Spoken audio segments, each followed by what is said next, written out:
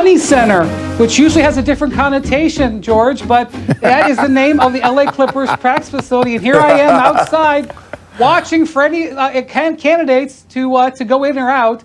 The Clippers have been active. They have interviewed Tyronn Lue in person. They have interviewed Mike Brown in person. They have interviewed Darvin Ham in person. Mike Brown and Darvin Ham, two of the more highly profile assistants out there in the league. And there is an expectation that Jeff Van Gundy could also interview with the Clippers in the coming days. Ty Lue, as Perk has just talked about for many reasons, including familiarity with these players, is believed to be the leading candidate here. But the Clippers are being thorough in this process. They're also keeping their cards close to the vest. There's not a lot of information leaking out right now, but people do believe Ty Lue and Jeff Van Gundy the leading candidates for this job. Perk, let me ask you about that. With Ty Lue and Jeff Van Gundy being the leading candidates there, as Brian reported in Where in the World is Windy, I think that if you're going to let go of Doc Rivers, don't you have to go a different direction there? Wouldn't it feel weird if they went with one of his lead assistant, basically? How do you feel about this particular job and the candidates? Well, it's kind of strange. I mean, you would think that, they would go in the different directions, but to me, this didn't seem like it came from the top. This seemed like this had a lot of player involvement as far as with Doc Rivers being fired, and that guys want T. Lue to be the coach.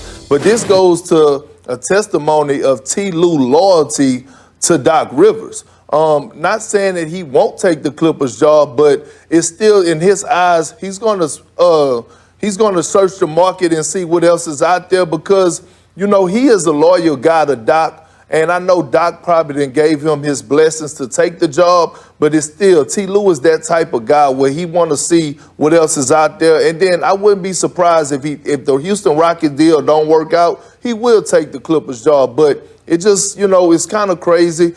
I think the Clippers really dropped the ball on letting Doc Rivers go without having a solidified backup plan. So that's just my opinion about them. And, hey, that's why they're in the mess that they is in today. Brian, let me ask you about that situation, right? Would it be strange if an assistant took over in this spot, someone who was that close to Doc, because they wanted to clearly go in a different direction, it seemed like. And, of course, what is Sam Cassell's role in this? Will he be interviewed? Is he part of the process? And you know what? Well, that's crazy to ask. Sorry, Perk, that was for Windy. I don't think the Clippers had a total plan here because I don't think they were expecting to lose in the second round and firing Doc Rivers. I will say that it'll be interesting to see where the Doc Rivers-Ty Lue relationship is at the other end of this, because especially if Ty Lue replaces Doc, that can be prickly, I can tell you. And then Ty Lue was extremely interested in the Philadelphia 76ers coaching job that Doc Rivers sort of swooped in and took, and that just makes it complicated. And I do think Sam Cassell is on the list, but I think in this hire, because I think Darvin Ham, who I mentioned earlier, is an excellent coach. You saw what Taylor Jenkins was able to do when he went to Memphis coming off that Milwaukee staff last season. Darvin Ham has got that reputation out there in the league, the next big assistant to get a job. But it's a big ask to ask someone to take over the pressure who's never been a head coach before. And I think that puts Cassell and anybody who comes into this job fresh a little bit difficult. That's why Ty Lue and Jeff Van Gundy are at the top of the list right now. Perk, your thoughts? Yeah, I mean, Sam Cassell is deserving of a job, and I think he will fit right in with the Clippers. A lot of the guys on the rosters love Sam Cassell. They can relate to him. They look up to him, and I think he's deserving of a job. And if it's not the Clippers, I think somewhere else. I think a job like the Oklahoma City Thunder would be a perfect fit for Sam. But I tell you one thing, George, the Clippers, they have to be very, very careful on who they hire because, their team is championship or bust. Like, let's cut out all the nonsense. They're championship or bust. So whatever coach that they do hire, they got to make sure that it's the right coach that's going to lead them. Got down here just during the break. Got great speed. Big week right now for the Rockets. They are holding interviews in person We had Ty Lue interview earlier this week. It has been reported that Jeff Van Gundy will also interview this week now that he's out of the bubble doing work for ESPN and ABC in Orlando. And when you talk to folks around the league, while there are other candidates here, people also believe that Kenny Atkinson is a candidate. Now, Kenny Atkinson and Jeff Van Gundy have worked for Daryl Morey, the general manager, as coaches for Rockets before. So keep an eye on that, whether familiarity plays out an issue if Ty Lue goes elsewhere. Perk, let me ask you, of those three candidates there, Atkinson, Lue, and Jeff Van Gundy, right? All coaches who have accomplished things at different levels. Jeff coached a Knicks team to the finals. Ty Lue won a championship with LeBron. Kenny Atkinson, a young coach, but certainly has had some success as a young coach. But familiarity, as Brian said, with the organization.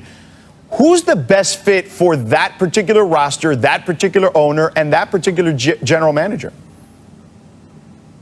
Well, you know, I love Jeff Van Gundy and I love Kenny Atkinson. But when you look at the Rockets, their window is about 2 to 3 years. No way that they're trading James Harden, and there's no way that they're trading Russell Westbrook. So here it is. You have two former MVPs that are still in their prime.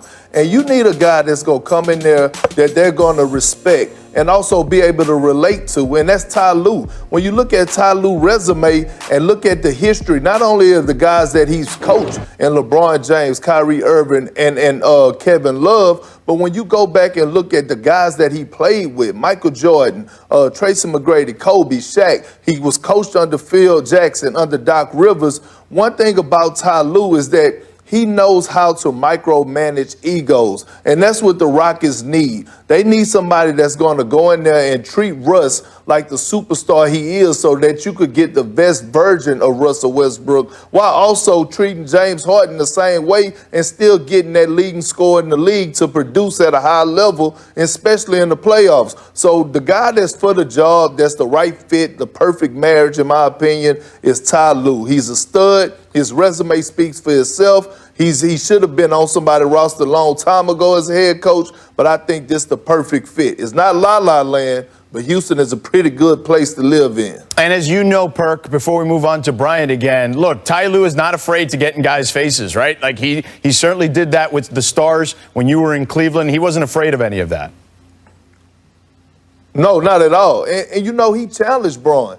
Braun would say that to this day. He challenged Braun. It wasn't, you know, I get tired of the narrative of people always saying, oh, the only reason he won is because he had LeBron James and that was LeBron James' team. But if you're not in that locker room, then you can't really say anything, because I was there for 2 years. I witnessed Ty Lue control practice. I witnessed him control the film room. So he is a guy that knows how to balance the two. He gets in his face, but he also lets you be able to have a voice. And I think that's what they need, the Rockets need. All right, so where in the world is Windy? Brian, where are you now? Back on Bourbon Street, here, the most fascinating job out there with Zion Williamson.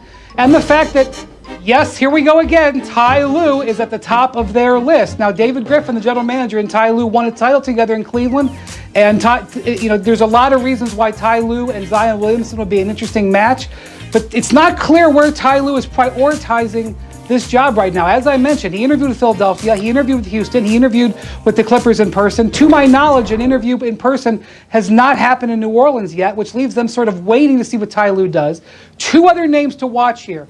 One, an assistant coach with the Dallas Mavericks, Jamal Mosley, who has had a lot of high regards in the league and is probably going to get a job in the short-term future. He is on the list. And also, sort of sneaky, and a guy who I believe will get an in-person interview soon, Stan Van Gundy is on the list. J.J. Redick is on this roster, who Stan coached in Orlando. Now, I don't know where he ranks on the list, but I do know Stan Van Gundy is on the Pelicans list. We'll see how things develop in New Orleans as they wait on Ty Lue. Wow. Well, let me follow up with that, Brian, because you did mention an assistant. You mentioned some established coaches there.